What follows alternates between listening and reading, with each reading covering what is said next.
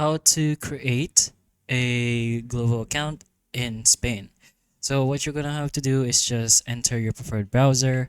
Once you do so, just search for Glovo with a register with a Glovo account. So you should be able to find something like this where you can apply for a Glovo account. So something like that. Then once you're there, you're gonna have to create your profile. So you're gonna have to select your city or where you're from. So once you do that, you're gonna choose your vehicle from the options that are available, of course.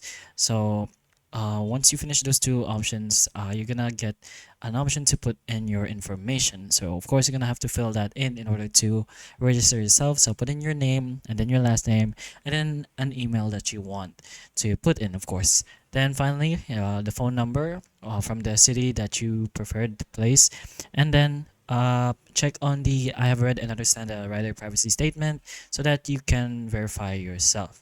Once you do all those, you can go ahead and submit to be able to create an account in Glovo in Spain. But hopefully the information of this video can help you, and if it can, please like and subscribe for more videos like this, and that's all.